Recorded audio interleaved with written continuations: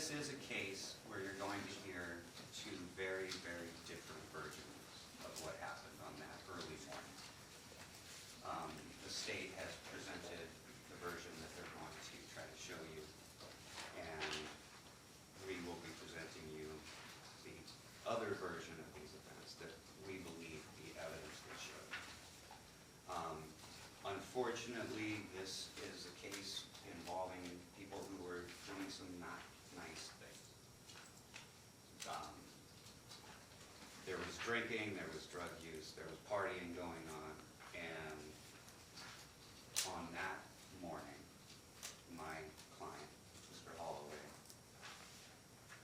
made an arrangement to pay a person to have sex with the person they're now calling the victim. It was a $400 payment. It was paid to the person before they left the suite to go to Mr. Holloway's apartment, which is where the business transaction was to occur. While they were in the process of taking care of this business transaction, Mr. Holloway went to the restroom, and while he was in the restroom, the victim decided it was a good time to grab his possessions, including his backpack where he kept his money, and to run out the door. Once he realized what was happening, he ran out of the bathroom, grabbed her by the backpack, which was his, and there was a physical struggle as she tried to get away from the door. He did not chase her outside because he was not fully dressed at that point. She ran off, he got dressed, and he went back to the hotel, to the suite, to talk to the person he had made the business arrangement with. Customer complaint. The alleged victim in this case, after supposedly being raped, didn't call the police immediately. She went to a 7-Eleven nearby. A public place, a smart place to go if you've been involved. There's lights, they know there's cameras, there's other witnesses there. It's a good, safe place to go. But she doesn't stay there. She goes to another, I believe, embassy suites, the evidence will show you, to another person's room, and then calls the police. By the time Mr. Holloway is back at the hotel about his business arrangement, the police have been advised that there had been this sexual assault, and that's when Mr. Holloway was taken into custody. There was a rape examination that was done at the hospital. The evidence will show you. And in that rape examination, there was no signs of sexual trauma. Going through that examination, of course, they relate the victim's alleged history of events, which talks about the accusations being made by the state today. But there are no objective signs of any forced activity whatsoever. There's a full pelvic exam that will show you that there is no bruising, abrasions, hematomas, lacerations, all the things that they look for to determine if there was forced intercourse. None of that is present. The evidence will show that none of that is present in this case. Unfortunately, it is a he said, she said case. There was no one else in that room when this happened. And that's why we're here. Because the alleged victim made a report, made this accusation. The accusation was reported by the police, and now my client's being prosecuted for that alleged crime. But alleged is the key. The judge told you, and we talked about this before, the information that was read to you is accusation. It is not evidence. It is what they have to prove if you were to convict, but it is not in itself evidence of anything. The evidence that a rape occurred in this case will be from the victim only. physical indication that a rape occurred. When they did the exams, no physical indication of trauma. There are indications of some bruising and things consistent with the struggle, which was because she was caught trying to rob Mr. Holloway. And so what I'm going to ask you to do throughout these proceedings is look at what the evidence actually shows. At the end of all the evidence, we'll make arguments. The state will tell you what they believe the evidence has shown you. I will tell you what I believe the evidence has shown you. But at the end of the day, you are the ones who make the decision. You are the ones who get to look at everything and decide what you believe happened. And that's all I'm going to ask you to do. That's all I want you to do, is look at this evidence and make a decision based on your experience, based on what you see coming out here in the courtroom, and remember the standard of proof when you're looking at evidence.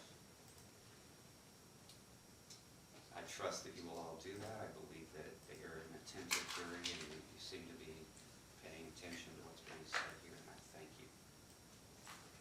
Fine. State, please call your first witness. Thank you. Our first witness is Kasey Kirkegerd.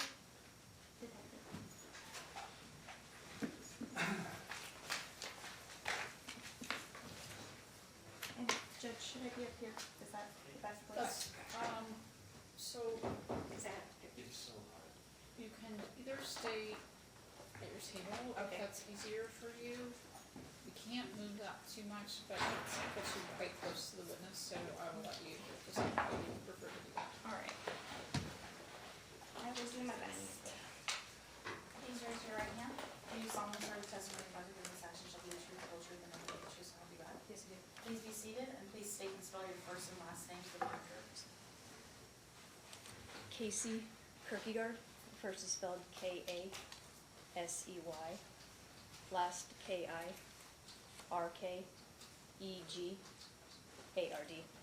Good morning, ma'am. Good morning. Actually, whenever you're ready. Thank you, Your Honor. Where do you work? I work with Las Vegas Metro Police Department. And what do you do there? I am a detective. How long have you been a detective? 2014, so 8 years? 8 years. What is your current assignment? I'm currently assigned to the Homicide Sex Crimes Division.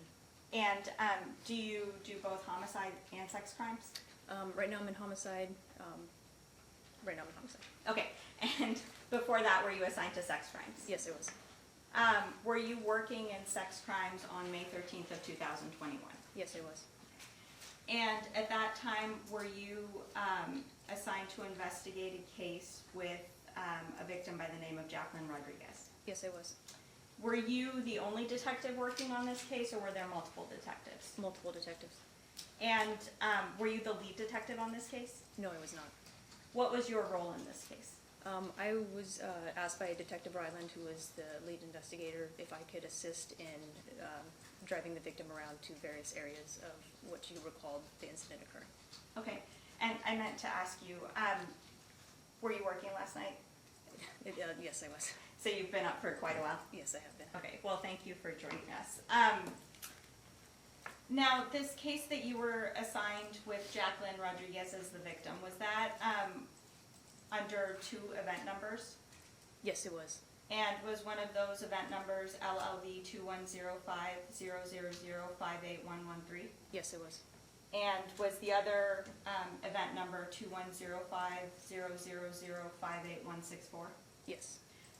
Can you tell us what an event number is? Sure. An event number is an event or incident that's created once it comes through our call center, which is our LVMPD communications system. So once that call is received, a event number is what we call it, is created, and that it will eventually be assigned to a detective, to a patrol officer, so they can begin the investigation. And in this particular instance, were there 2 calls received that led to 2 event numbers being generated? Yes. And was one of those calls from the Harbor Island Apartments at 370 East Harmon? Yes, it was. Was the other call from the Venetian / Palazzo? Yes. Security, yes. Now, you said that your role in this investigation was to meet up with Jacqueline Rodriguez and take her around to see if she could identify places that she had been. Fair to say? That is correct. Why would you do that? From my understanding, when she was interviewed by the lead detective, she didn't have a solid recollection of where she was, but she knew the area, so we had made an agreement to take her down there to see if she could recall specifically where she was. Okay.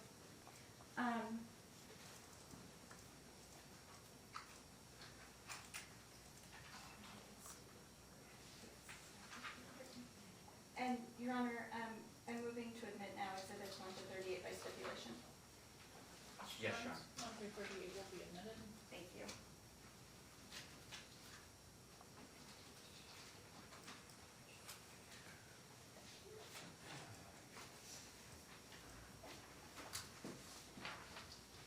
All right, I am hopefully publishing Exhibit 1. Yes. There we go. Okay. Oh, no. There we go. I think these letters may be a little hard to read. I don't know if you can see it on the screen up there. I can see that here. Okay, perfect. So, fair to say that this is a map with a number of locations marked on it? Yes.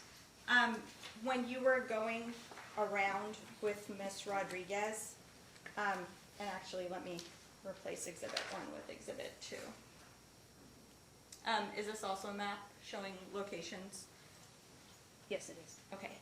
Do you recognize these locations as places that you went, thank you, with Miss Rodriguez? Yes. As you were going,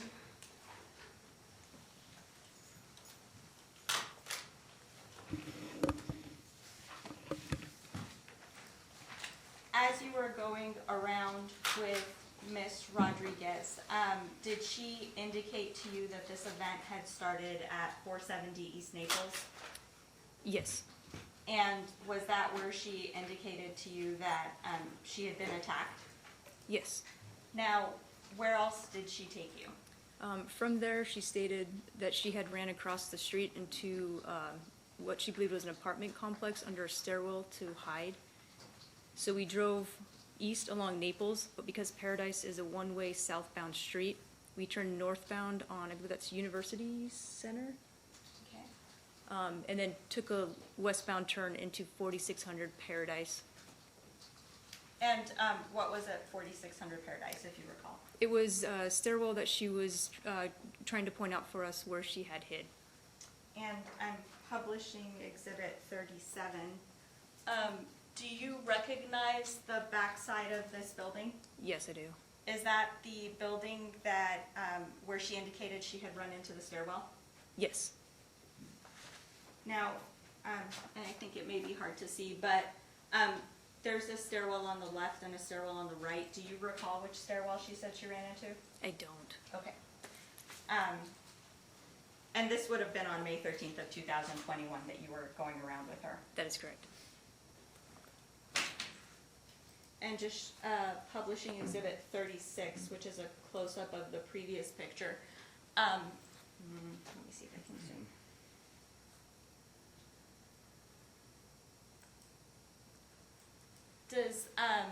Does the building number there indicate that the building that she ran into the stairwell of is building number 34?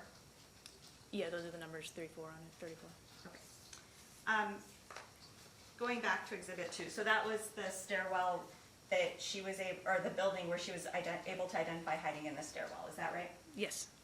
And how were you just like driving down streets going behind places?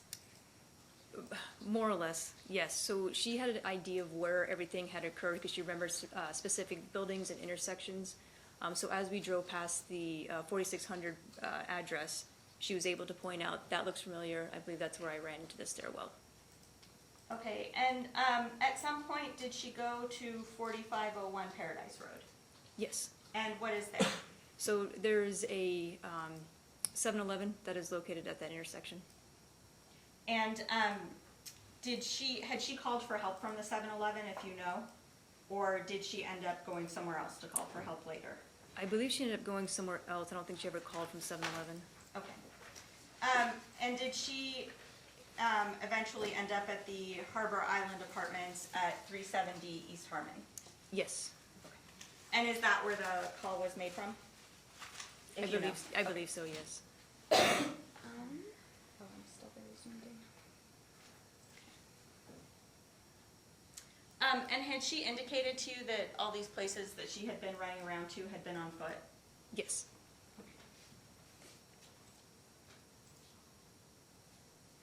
Did there, as you were driving around with her, appear to be any rhyme or reason to where she was going, or was she just going into places where she thought she could get help?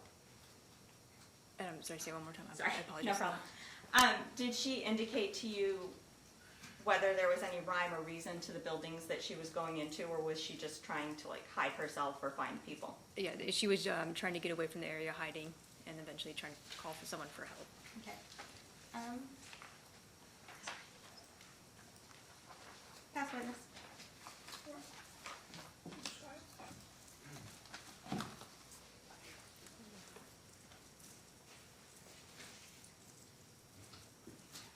Trying to coordinate around the table.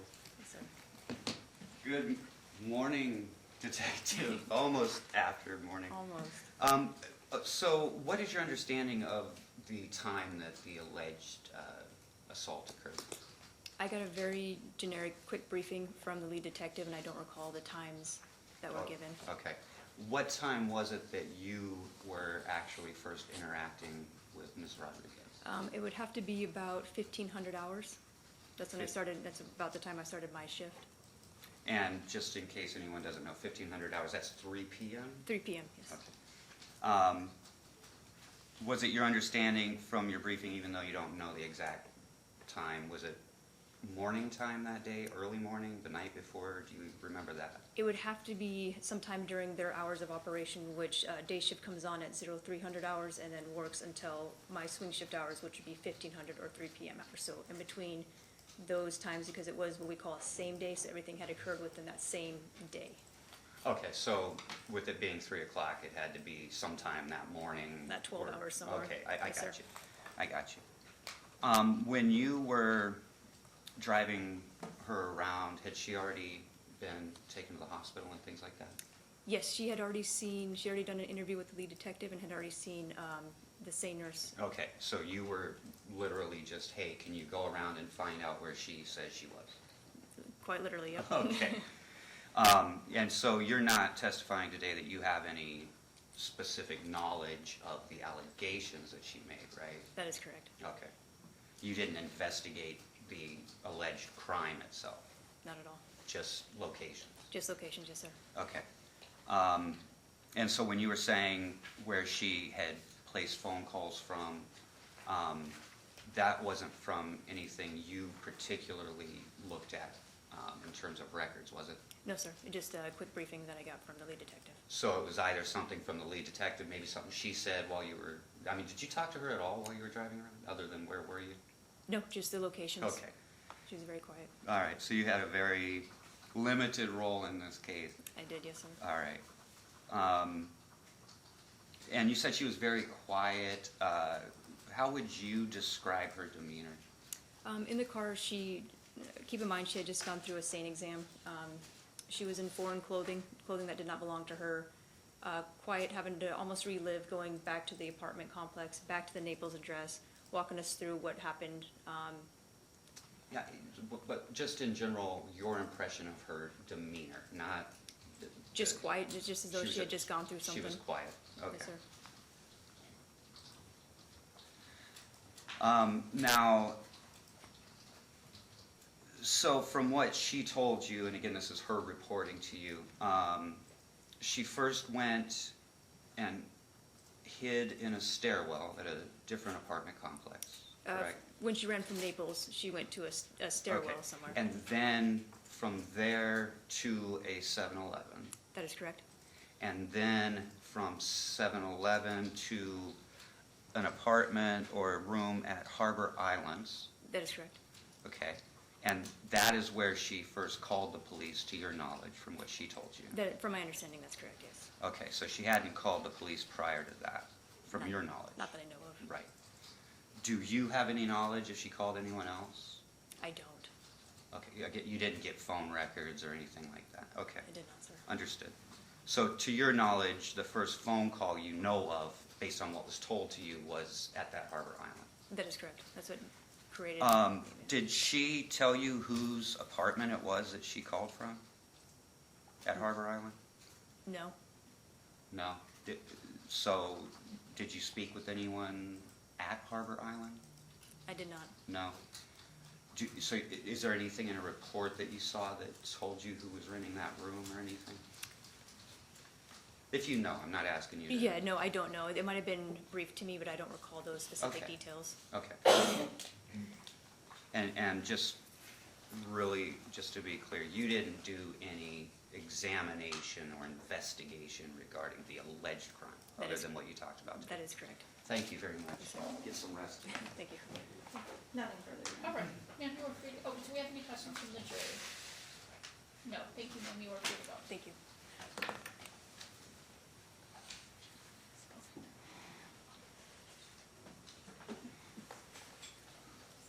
Our next witness is Janel Brackin.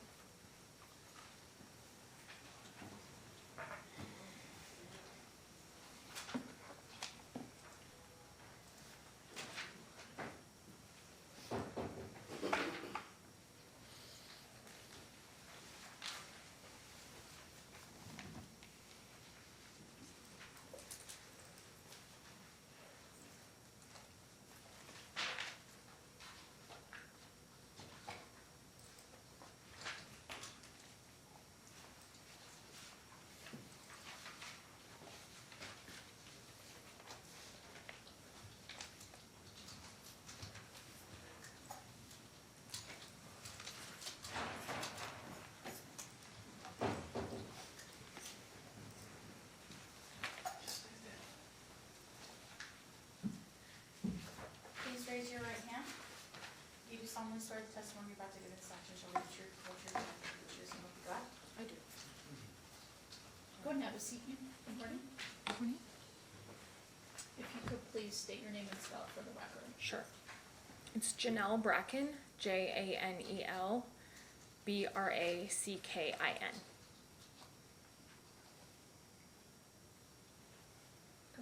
Thank you. Ma'am, where do you work?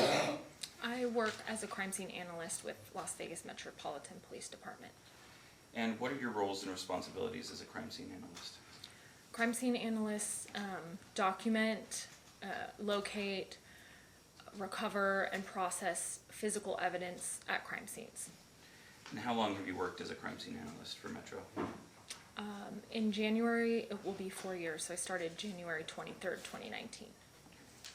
Were you working in that capacity? Were you on shift on May 13th of 2021? Yes, I was. And on that date, did you respond to a call at 470 East Naples, Unit F? Yes. And that's here in Clark County? Yes, it is. When you arrived on scene, what did you do? So when I arrived on scene, I met with the detectives that were present on scene. They gave me a briefing, which is basically just a rundown of the information that they have at the time. They notified me that we were executing a search warrant for a residence and a vehicle.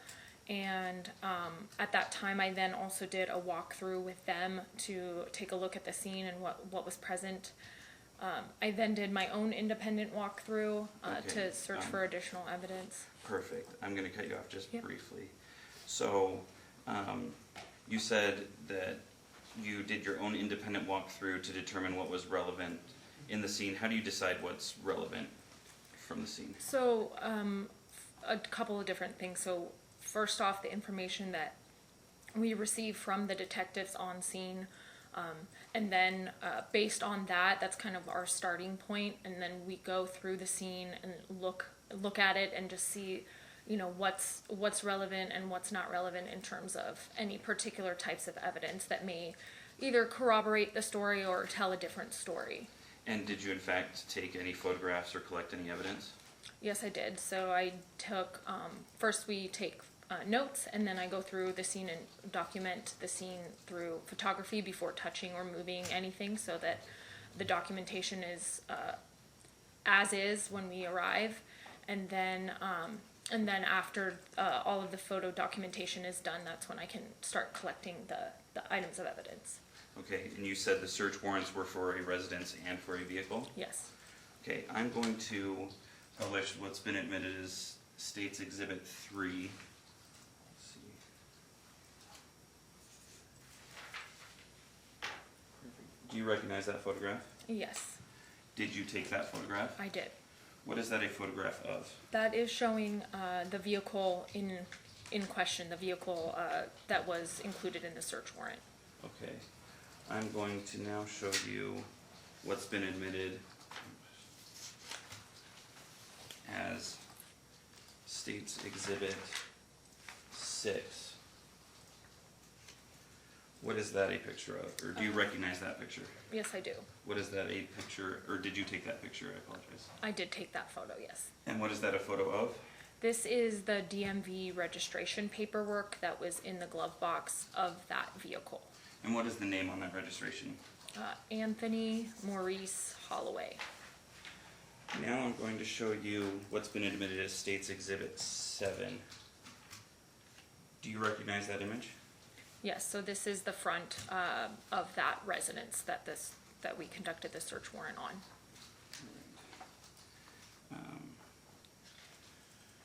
Showing you what's been admitted as State's Exhibit 9. Do you recognize that it's sideways? Let me see if I can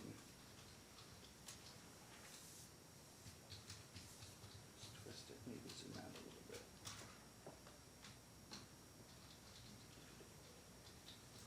There we go. Do you recognize that image? Yeah, so this is showing the front entry doorway of apartment F. Okay. Publishing what's been admitted as State's Exhibit 10.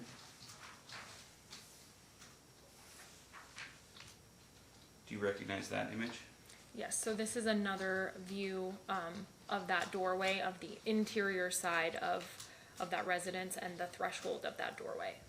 Now, is that common practice for you to take multiple photographs of the same or similar things that you find while processing the scene?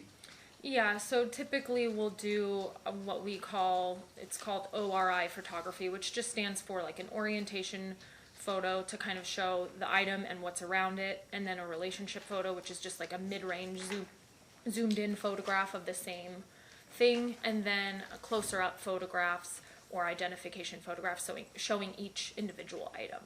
Okay. Publishing what's been admitted as State's Exhibit 16. Do you recognize that image? Yes. And what is that an image of? So this is showing a yellow metal chain necklace Okay.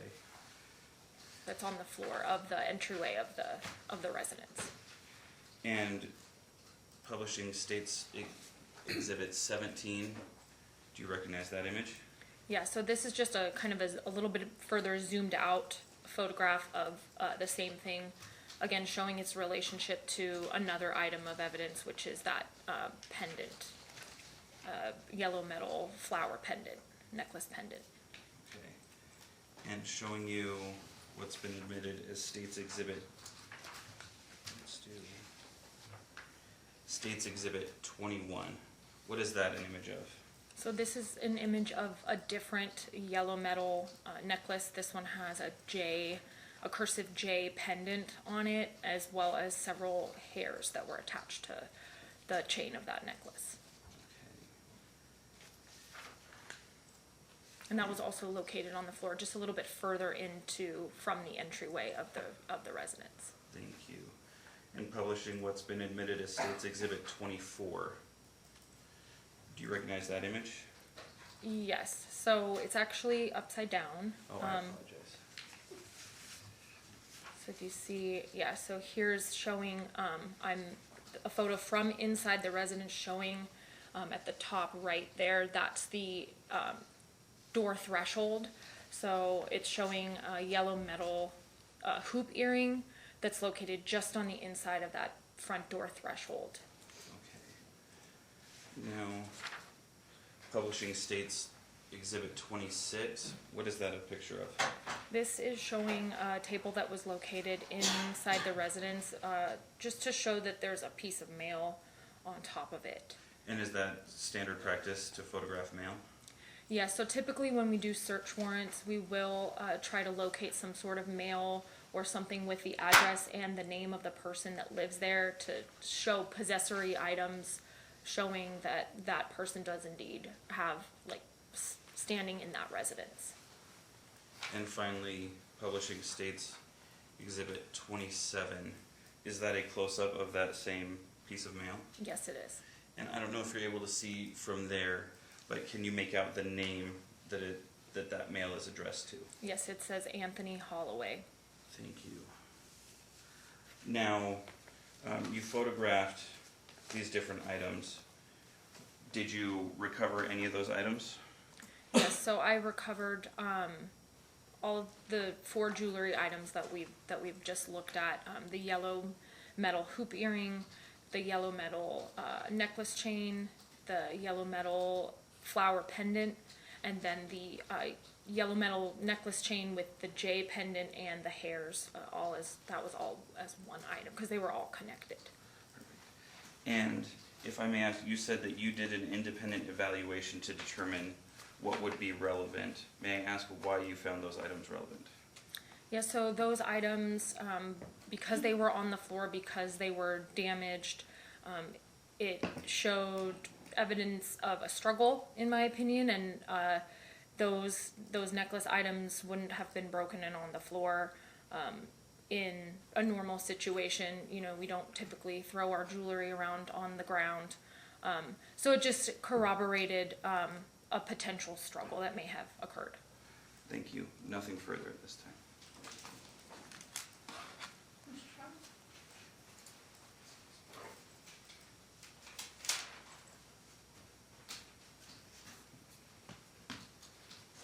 I'm not gonna have a lot for you, I just wanna follow up on a few of the things that were talked about.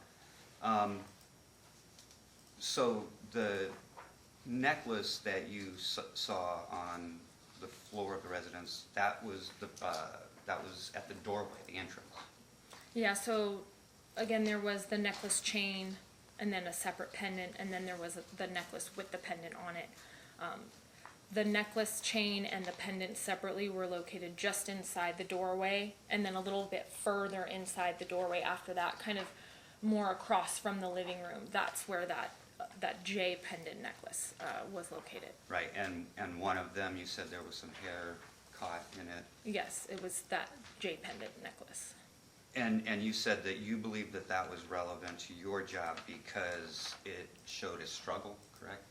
Correct. So based on the information. Yeah, and so if there were a struggle at the entrance or the doorway of the home, then you would expect to find those types of items in that area where you found them. So would it be your expert opinion that that's where the struggle Your Honor, occurred? may I approach? Yes. May we